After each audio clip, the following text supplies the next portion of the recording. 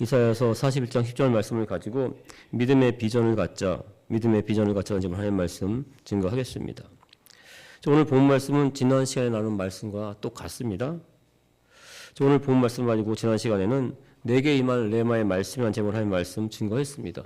제가 목회를 하면서 그동안 수없이 들어왔던 하나님의 말씀, 그러니까 일반적인 로고스의 말씀이 오직 나를 위한 레마의 말씀으로 맺을 때 일었던 일들, 그리고 목회사역 가운데 목회사역하면서 겪었던 이 간증을 중심으로 해서 하나님의 말씀을 나눴습니다. 자, 오늘 본 말씀은 또한 이사야 선지자에게 임한 레마의 말씀이기도 합니다. 언제 어떻게 침략해 올지 모르는 이방 바벨론의 그 두려움, 그리고 전쟁의 소문 가운데도 하나 되지 못하는 이스라엘 백성들의 불순종, 그 사이에서 이사야 선지자에게 주신 위로의 말씀이에요. 용기의 말씀입니다. 이런 말미암아 이사야 선지자는 더욱더 강하고 담대한 마음을 갖게 됐습니다. 그리고 이사야 선지자의 예언대로 100년 후 결국 바벨론에게 이스라엘은 멸망당합니다. 이스라엘 백성들 포로대가 됩니다. 이 포로된 이스라엘 백성들, 그런데 이 포로된 이스라엘 백성들에게도 오늘 본 말씀이 레마의 말씀으로 임하게 됩니다. 위로와 용기를 받게 됩니다. 강하고 담대한 마음을 갖게 돼요. 그래서 이 포로된 이스라엘 백성들 결국에는 고향 땅 예루살렘으로 돌아오게 됩니다. 그래서 하나님의 말씀은 삼중 예언의 말씀이라고 지난 시간에도 강조했습니다. 당사자에게 전한 말씀, 또 먼 훗날 또 전하는 막연한 말씀, 그리고 지금 나에게 주시는 말씀, 이렇게 하나님의 말씀은 삼중 예언의 말씀입니다. 오늘 본 말씀이 성도님들에게도 레마의 말씀으로 임하시길 주님의 이름으로 축원을 드립니다. 자, 그런데 이사야 선지자 당시 왜 이스라엘 백성들은 이사야 선지자가 전하는 말씀을 제대로 듣지를 못했던 것일까? 왜 이스라엘 백성들은 레마의 말씀으로 올바로 깨닫지 못했던 것일까? 한번 꼭 생각해봐야 될 문제입니다. 왜냐하면 우리도 우리 가운데 임한 레마의 말씀을 깨닫지 못할 때가 분명 있기 때문입니다. 물론 깨닫게 되는 것, 그것도 하나님의 은혜예요. 하지만 당시 이스라엘 백성들의 좀 그 상황을 좀 더 알게 되면 레마의 말씀 또한 좀 더 제대로 깨달을 수 있다고 생각을 합니다. 이사야 선지자 당시 이스라엘은 위로는 신흥 바벨론이 있었고 아래는 전통적인 강대국 애굽이 언제 어떻게 침략해 올지 모르는 이 풍전등화의 상황이었습니다. 이때 하나님께서는 이사야 선지자에게 말씀하셨어요. 전통적인 강대국 애굽보다는 신흥 강대국 바벨론을 더 조심해야 된다고 말씀을 하셨습니다. 애굽보다는 바벨론 중심의 외교를 펼쳐야 한다고 말씀하셨어요. 이스라엘 선지자는 그 말씀을 그대로 백성에게 전합니다. 그런데 이스라엘 백성들, 특히 지도자들은 이사야 선지자의 말을 무시합니다. 지금까지 의지해오던 애굽을 어떻게 버리고 지금 막 떠오르고 있는 바벨론의 편에 설 수가 있는가? 그리고 정말 하나님 살아계시다면, 하나님 살아계시다는 말씀이라면 먼저 애굽, 바벨론을 물리쳐주는 것이 맞지 않는가? 오히려 이사야 선지자를 핍박했어요. 어떤 분위기였는지 예를 들면 우리나라 구한말 때 위로는 중국, 러시아, 그리고 아래로는 일본이 우리나라 조선을 호시탐탐 노리고 있었습니다. 그런 상황에서 전통적인 강대국 중국보다는 일본 편에 서는 것이 더 맞다고 말하는 것과 같습니다. 그러니까 친일파를 빼놓고는 이 말에 동의할 수가 없었죠. 마찬가지입니다. 이사야 선지자도 친일파, 매국노 취급을 받아야만 했습니다. 그런 상황이기 때문에 이사야 선지자가 전하는 오늘 본 말씀, 당시 이스라엘 백성들에게는 받아들여지가 않았던 것입니다. 지난 시간에는 제가 여의도 손보원교 새신자국 반석교구의 교구장으로 있을 때 잠깐 악한 영이 틈타고 있었던 분을 하나님이 주신 말씀으로 물리쳤던 간증을 했습니다. 그런데 그 일에 대한 소문이 반석교구 하는 가운데 좀 퍼졌던 것 같아요. 이 새신자국에서는 주일 예배가 끝나면 바로 환영회를 합니다. 그리고 환영회가 끝나면 바로 새신자 교육을 해요. 1부부터 7부까지 7번을 합니다. 새신자 교육을 마치고 나오는데 한 권사님께서 아들이 회사에서 손목이 잘리는 사고를 당했는데 지금 여의도에 가까운 마포병원에 입원해 있다. 그러니 오늘 시간 되면 신방을 갈 수 없겠냐는 신방 요청을 하셨어요. 권사님은 서울에 살고 있던 분입니다. 그래서 굳이 이 반석교구에 들어오시지 않아도 되는데도 불구하고 친구 권사님을 따라서 오신 분이었어요. 부랴부랴 사역을 마치고 병원 신방을 갔습니다. 제쫄래쯤 된 것 같아요. 권사님의 아드님은 딱 보기에는 건장해 보였습니다. 그리고 굉장히 염려에 껐던 건 달리 쾌활했어요. 명랑해 보였어요. 준비해간 이사야서 41장 말씀, 오늘 본 말씀을 그대로 전했습니다. 두려워하지 말라. 내가 너와 함께함이라. 놀라지 말라. 나는 내 하나님이 됨이라. 내가 너를 굳세게 하리라. 참으로 너를 도와주리라. 참으로 나의 의로운 오른손으로 너를 붙들리라. 제가 겪었던 일을 간증 삼아서 말씀을 전했습니다. 두려워하지 말라. 놀라지 말라. 손목 없으면 좀 불편하겠지만 하나님이 함께 하신다. 이런 식으로 설교를 했어요. 그런데 신방하는 내내 그 말씀을 전하고 있는 내내 그 형제님은 그저 어머니의 간절한 소원이니까 거부하지 못하고 그저 물끄러미 이 하얀 붕대로 감겨진 자신의 손목만 바라보고 있었습니다. 제가 기도할 때는 정말 마지못해 그 어머니 권사님의 그 최근에 못 이겨서 아멘하는 것이 느껴졌어요. 신방 예배를 마치고 나오는데 모든 것을 다 해가는 것 같은 그 성지의 표정은 지금도 제 가슴에 남아 있습니다. 그 형제는 이 자신이 당한 사고에 아직도 놀라고 있었던 것입니다. 그리고 한쪽 팔로 살아갈 날이 두려웠던 거예요. 그리고 한참 뒤에 깨닫게 됐습니다. 어머니가 믿는 하나님이 살아계시다면 왜 나에게 이런 일이 일어나는가? 내가 왜 이런 일을 당해야 되는가? 생각하고 있었던 것 같습니다. 그런데 갑자기 손목을 잃은 그 놀라움, 두려움을 아는지 모르는지 그저 두려워하지 말라는 그 전도사의 설교에 그 형제 정말 기가 막혔을지도 모른다는 생각을 한참 뒤에 제가 했어요. 저도 일본 선교를 나갔다 실패하고 돌아와서 그때 정말 두렵고 떨리는 심정으로 그 상황에 처했을 때 그 형제의 마음이 가슴에 와 닿았습니다. 정말 그때 많이 회개했어요. 그리고 여의도 순복음교회 또 안산교회에서 사역할 때 손가락 피부가 거기에서 벗겨져서 입원한 권사님의 사회를 신방하면서 또다시 새신자고 있을 때 신방했던 그 형제의 생각이 떠올랐습니다. 이 권사님의 사이도 직장에서 손가락 피부가 벗겨지는 사고를 당했습니다. 거의 뼈만 남은 상태였어요. 그래서 피부를 재생하려고 옆구리에 손가락을 심어놓은 상태였습니다. 한 달 정도 입원해 있으면 옆구리에서 손가락을 뺄 수가 있고 또 6개월 정도 지나면 회복될 수 있다고 했습니다. 신방을 하고 한 달 정도 후에 권사님의 집에서 지역 예배를 드렸어요. 권사님이 차려주신 청국장을 정말 이 지역 식구들과 함께 맛있게 먹었어요. 그런데 이틀 뒤에 권사님이 돌아가서 가셨다는 연락을 받았어요.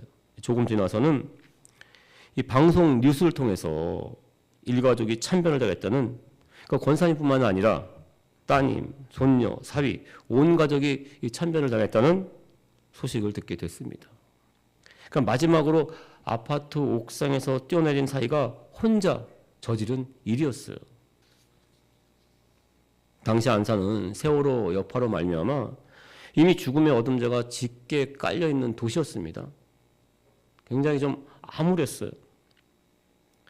또다시 장례를 집례하면서 많은 것을 생각하지 않을 수가 없었습니다. 과연 어떤 마음이었을까? 권사님의 사이는 얼마나 힘들었으면 어려웠으면 도대체 그런 선택을 할 수가 있었을까? 악한 영의 영향인가? 별 생각을 다 했어요. 그러면서 과연 나는 그때 신방 예배를 때 어떻게 했었는가 내 자신을 돌아보지 않을 수가 없었습니다. 목회를 하다 보면 알 수 없는 일, 이해되지 않는 일, 두렵고 떨리는 일을 만나게 됩니다. 갑작스럽게 그런 일을 맞닥뜨리게 되는 게 목회 사역이에요. 그런데 어찌 목회 사역에서만 그런 일이 있겠습니까? 우리가 살아가는 삶 자체가 순간순간 알 수 없는 일, 이해되지 않는 일, 두렵고 떨리는 일, 놀라운 일들로 연결되어 있습니다. 그래서 성경 말씀 가운데도 두렵고 떨리는 일, 놀라운 일을 만났을 때 있었던 사건에 대해서 그리고 인물들에 대해서 자세히 말씀하고 있습니다. 우리가 과연 어떻게 해야 되는지, 대처해야 되는지 그 답을 찾기 위해서 오늘 본 말씀을 무엇으로 할까 묵상하는 가운데 믿음의 비전을 갖자라고 정한 이유이기도 합니다. 우리가 정말 두려워하고 놀라는 까닭은 갑자기 내게 닥친 힘들고 어려운 일로 말미암아 마음에 눈이 감겼을 때입니다. 눈앞이 캄캄해졌을 때요. 그 일보다는 내 눈앞이 캄캄해졌을 때입니다. 어떻게 해야 되는 건 둘째치고 앞이 보이지 않을 때입니다. 그런데 반대로 생각하면 내가 무엇이든 이렇게 앞에 있는 것을 볼 수 있다면, 내 앞길을 헤쳐나갈 수 있다면, 그런 안목만 있다면 두려워하지 않게 돼요. 놀라지 않게 됩니다. 이렇게 내 앞을 보는 것, 이 안목을 기독교 용어로 믿음의 비전이라고 합니다. 믿음의 비전. 비전은 미래의 계획이나 목표를 본 눈입니다. 통찰력이에요. 성경 지명을 말합니다. 그래서 우리 기독교인, 우리 하나님의 백성들은 믿음의 비전을 가져야 합니다. 이사야서 41장 10절 말씀을 가지고 믿음의 비전을 갖자는 점을 하나님 말씀 증거하겠습니다. 첫 번째, 믿음으로 바라보는 눈. 믿음의 비전이 흔들리면 두렵고 놀라게 돼요. 먼저 성경 말씀 가운데 두렵고 놀랐던 이 대표적인 인물들을 살펴보겠습니다. 여호수아서 1장 9절 말씀은 하나님이 여호수아에게 하신 말씀이에요. 내가 너에게 명령한 것이 아니냐. 강하고 담대하라. 두려워하지 말며 놀라지 말라. 내가 어디를 가든지 너의 하나님 야훼가 너와 함께 하느라 하시니라. 여호수아가 지금 놀랐고 두려워하는 이유는 이스라엘 백성들을 가나안 땅까지 이끌고 온 모세, 이 지도자가 죽고 없기 때문입니다. 이제부터 모세 자신이 모세를 대신해야 돼요. 이스라엘 백성들을 이끌고 가나안 땅을 정복해야만 합니다. 역대상 28장 20절 말씀은 다윗이 솔로몬에게 한 말씀이에요. 또 그의 아들 솔로몬에게 이르되 너는 강하고 담대하게 이 일을 행하라. 두려워하지 말며 놀라지 말라. 내가 야훼 성전 공사의 모든 일을 마치기까지 야훼 하나님 나의 하나님이 너와 함께 계시니 너에게서 떠나지 아니하시며 너를 버리지 아니하시리라. 솔로몬이 지금 두렵고 놀라는 이유는 이스라엘 역사상 가장 위대한 영이라고 불리는 아버지 다윗, 이 다윗이 하지 못했던 성전 건축입니다. 아니 이스라엘의 그 오랜 역사 동안, 이 800년 동안 하지 못했던 성전 건축을 위해서야 이 솔로몬 자신이 감당해야만 하기 때문입니다. 역대하 32장 7절 8절 말씀입니다. 히스기야 왕이 백성들에게 한 말씀이에요. 너희는 마음을 강하게 하며 담대히 하고 아스로 왕과 그를 따르는 온 무리로 말미암아 두려워하지 말며 놀라지 말라. 우리와 함께 하시는 이가 그와 함께 하는 자보다 크니 그와 함께 하는 자는 육신의 팔이요 우리와 함께 하시는 이는 우리의 하나님 야훼시라. 반드시 우리를 도우시고 우리를 대신하여 싸우리라 하며 백성들이 유다 왕 히스기야의 말로 말미암아 안심하니라. 히스기야 왕과 백성들이 두려워하고 놀라운 이유는 자신들의 나라보다 이 남유다보다 4배 이상 더 큰 이 북이스라엘을 초토화시킨 대제국 아수르가 쳐들어오고 있습니다. 이 당시에는 남북으로 이렇게 분열되어 있었어요. 근데 북이스라엘은 이 남유다보다 4배 이상이 커요. 그 북이스라엘을 멸망시킨 아수르가 지금 코앞에 와 있습니다. 그런데 이 남유다는 아수르를 대적할 힘이 없습니다. 그렇습니다.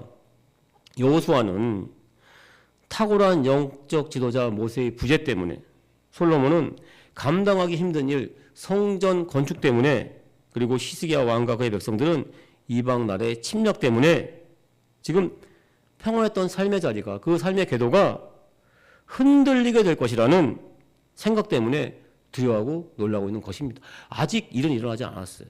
그런데 나의 삶의 궤도가 흔들릴 것이라는 그 두려움 때문에 놀라고 있는 것입니다. 즉 여호수아나 솔로몬, 히스기야 이스라엘 백성들이 두렵고 놀랐던 가장 핵심적인 진짜 이유는 자신의 그 삶의 궤도를 흔들리는 믿음의 눈, 흔들리는 비전으로 보고 있기 때문입니다. 인생을 흔히 롤러코스터라고 비유를 합니다. 그 까닭은 인생도 롤러코스터처럼 오르락내리락하기 때문입니다. 때로는 흔들립니다. 좌우로 흔들리며 그 궤도를 따라갑니다. 그래서 사람은 누구든지 처음 이 롤러코스터에 올라가게 되면 앞에 있는 보호대가 과연 나를 지켜줄 것인가? 저렇게 높은 곳에서 저렇게 깊은 아래로 떨어지다가 혹시 탈선하는 건 아닌가? 두려움을 마주하게 되는 것이 사실입니다. 하지만 그럼에도 불구하고 롤러코스터를 타는 까닭은 내 앞에 있는 보호대가 약해 보여도, 그리고 아무리 급경사일지라도, 아무리 좌우로 흔들릴지라도 결국에는 이 목적지까지 안전하게 도착한다는 믿음이 있기 때문입니다. 믿음의 눈, 믿음의 비전을 갖고 이 롤러코스터를 타기 때문입니다. 그런데 여호수아와 솔로몬과 히스기야 왕과 그의 백성들, 탁월한 지도자의 부재, 견디기 힘든, 감당하기 힘든 일, 그리고 외세의 침략으로 자신의 삶의 궤도가 더 이상 안정적이지 못할 것이다, 실패할 것이다, 패배할 것이다, 흔들리는 믿음의 눈, 믿음의 비전을 갖고 보기 때문에 두렵고 놀라고 있는 것입니다. 지금 현재 의도 별 마찬가지라고 생각합니다. 다르지 않다고 생각을 합니다. 정말 도움을 받을 만한 사람 한 명 없고 가진 것도 없어요. 그런데 나를 해하려는 사람만 있다면 두렵고 떨리게 되는 것이 사실이에요. 내 삶의 비전도 흔들리게 되는 것이 사실입니다. 그래서 반대로 두 번째, 굳건한 믿음의 비전이 있으면 강하고 담대하게 됩니다. 하나님은 결코 여호수아나 솔로몬 징계하기 위해서 약해서 솔로몬, 여호수아 마음 가운데 두려움과 놀라움을 주신 것 아닙니다. 여호수아와 솔로몬이 모세처럼 다윗처럼 성장하기 위해서는 꼭 필요한 것이기 때문에 두려움과 놀라움의 상황에 놓이게 한 것입니다. 히스기야 왕과 이스라엘 백성도 마찬가지예요. 하나님의 백성으로 거듭나기 위해서 하나님께서는 이방 나라 아수를 들어 사용하신 거예요. 몽둥이로 사용하신 것뿐입니다. 즉 하나님께서는 아이들이 자라나면서 겪게 되는 성장통을 겪게 하신 것입니다. 아주 어렸을 때는 부모님이 다 해줘요. 아이는 그냥 마음에 든다 안 된다 선택만 하면 됩니다. 아이의 필요는 부모의 능력으로 다 채워집니다. 아이는 다시 소비하면 돼요. 누리기만 하면 됩니다. 하지만 어떤 시점, 어떤 때부터는 내 자신의 능력으로 해야 됩니다. 내 자신의 능력으로 그 하나하나 쌓아가는 시기, 그 시기가 바로 성장통을 갖는 청소년 시대입니다. 때로는 흔들려요. 때로는 깊은 곳으로 떨어지는 이 롤러코스터를 타는 것처럼 두려움과 놀람의 이 성장통을 앓게 됩니다. 하지만 이 롤러코스터 한 번 타고 두 번 타고 계속 타다 보면 익숙해집니다. 강하고 담대하게 돼요. 마찬가지입니다. 아이들도 성장통을 겪으면서 점점 성장하게 됩니다. 자, 그렇다면 먼저 이 담대함, 계속 말씀 가운데 강조하는 이 담대함은 과연 어떤 것일까요? 높은 곳에서 뛰어내리는 것, 맹수 앞에 당당히 서는 것 아닙니다. 담대함은 통찰력이에요. 통찰력. 내가 타고 있는 이 롤러코스터가 지금은 불안정해 보여요. 하지만 이 순간만 지나면 금방 안정된다. 그리고 이것은 목적지까지 도착하기 위한 하나의 과정이다. 이렇게 내 인생의 궤도를 전체적으로 보는 통찰력이 있을 때 담대하게 됩니다. 우리 특히 믿음의 백성들, 지금까지 지켜준 은혜를 갖다가 하나하나 돌아보면 알 수 있어요. 힘들고 어려운 일이 왜 아니었겠습니까? 하지만 그걸 갖다 하나님께서는 다 인도에 오셨어요. 여기까지. 통찰력입니다. 통찰력으로 볼 때 나는 담대해질 수 있습니다. 그렇다면 강하다는 것, 이 강하다는 것은 무엇일까요? 이것은 굳게 믿고 행동하는 믿음의 열정이에요. 자, 여호수아는 모세로부터 모든 것을 물려받았습니다. 여호수아를 반대한 사람들 없었어요? 오히려 이스라엘 백성들 반겼습니다. 여호수아에게 필요한 것은 오직 나도 할 수 있다는 믿고 행동하는 믿음의 열정이었어요. 솔로몬도 마찬가지예요. 솔로몬은 성전을 건축할 재정, 인력 다 물려받았습니다. 반대하는 사람 없습니다. 솔로몬에게도 할 수 있다는 믿음의 행동, 그 행동을 옮기는 것, 그 믿음을 지속할 수 있는 열정이 필요했습니다. 히스기야 왕도 또 그의 백성들도 마찬가지였어요. 대제국 아수르가 서들어오면 어차피 망할 수밖에 없습니다. 자신들의 힘으로는 도저히 어찌할 방법이 없어요. 그렇다면 어차피 망할 것이라면 지금까지 지켜주고 인도하신 하나님의 그 은혜, 하나님을 더욱더 굳건히 믿고 나가는 믿음의 열정이 필요합니다. 할 수 있다는 믿음을 갖고 행동을 하는 믿음의 열정을 갖게 되면 강하고 담대하게 됩니다. 일상 가운데도 쉽게 찾아올 수가 있어요. 우리가 자전거를 처음 배울 때 두렵고 떨리는 마음이 누구나 앞섭니다. 그래서 처음에는 누군가 자전거를 뒤에서 잡아줘요. 누군가 자전거가 넘어지지 않게 잡아주고 있다는 이 믿음을 갖게 되면 또 그 믿음을 가지고 행동으로 옮기면 페달을 밟으면 자전거는 넘어지지 않고 앞으로 나아갑니다. 뒤에서 누군가가 잡아주지 않고 있음에도 불구하고 그 믿음을 갖고 있으면 자전거는 넘어지지 않아요. 앞으로 나가게 됩니다. 세 번째, 그리고 그 강하고 담대함은 하나님의 의로운 말씀에서 결국에는 나옵니다. 오늘 본 말씀 이사야서 41장 10절 말씀 다시 한번 읽겠습니다. 두려워하지 말라. 내가 너와 함께함이라. 놀라지 말라. 나는 내 하나님이 됨이라. 내가 너를 굳세게 하리라. 참으로 너를 도와주리라. 참으로 나의 의로운 손으로 너를 붙들리라. 첫 번째, 의로운에서 의는 정의로운 하나님의 말씀의 기준을 말합니다. 말씀의 기준. 하나님의 말씀은 옳고 그름을 따지는 잣대입니다. 언제나 맞는 진리의 말씀, 진리의 기준이에요. 하나님의 말씀은 어제나 오늘이나 영원토록 동일하십니다. 시대와 역사를 초월합니다. 하나님의 말씀은 언제나 어디서든 성취되어 왔고 또한 성취되어 가고 있습니다. 다시 한번 말씀드립니다. 이 비전의 사전적인 의미는 미래의 계획이나 목표를 보는 눈을 말해요. 이 통찰력을 말합니다. 성견 지명이라는 뜻을 가지고 있어요. 그런데 세상에서는 이것이 대세야, 이것을 따라하면 돼 라고 하면서 시대적 유행을 따라 살아야만 한다고 말하고 있습니다. 하지만 이 시편 1편 4절 보시면 악인들은 그렇지 아니하며 오직 바람에 나는 겨와 같도다 이렇게 말씀하고 있어요. 세상의 가치와 기준을 쫓아 시대적 유역을 따르는 삶, 바람에 나는 겨와 같다는 말씀이에요. 바람에 따라 흔들려요. 바람이 멈추면 떨어져 버립니다. 지금은 맞는 것 같아요. 하지만 시간이 지나면 전혀 맞지 않는 곳에 서 있는 내 자신을 발견하게 됩니다. 얼마 전까지만 해도 코인, 지금도 마찬가지죠. 이 코인 대세라고 합니다. 투자하면 절대 망하지 않는다고 말합니다. 하지만 그 코인 때문에 많은 사람들이, 또 특히 유명 연예인들 가끔 말합니다. 많은 정보를 갖고 있는 이 유명 연예인들 지금 어떤 자리에 서 있는가? 좌절의 자리에 서 있어요. 그래서 올바른 비전은 시대적 상황이나 유행을 파악해서 다음 단계를 예상하는 것 아닙니다. 올바른 비전은 시대 상황이나 유행을 파악해서 다음 단계를 하나하나 예상하는 것 아니에요. 올바른 비전은 하나님의 말씀의 기준을 따라 그 기준이 실행될 때 그 진리의 결과들이 하나하나 쌓일 때 생기게 됩니다. 그래서 절대적인 진리, 그 진리의 기준은 바로 하나님의 의로운 말씀이에요. 그러니까 모세가 없어도, 다윗이 없어도, 아수르가 쳐들어와도 하나님의 의, 진리의 말씀이 내 인생의 맞음이요, 내 인생의 주축이 될 때 나는 강하고 담대하게 될 줄 믿습니다. 둘째, 오른손은 하나님의 능력을 의미합니다. 나도 할 수 있다는 믿음의 확신과 지속적인 열정을 가지고 하나님의 의에 따라 살아가요. 하지만 실질적으로 그 일이 되게 하는 능력은 하나님께서 주셔야 합니다.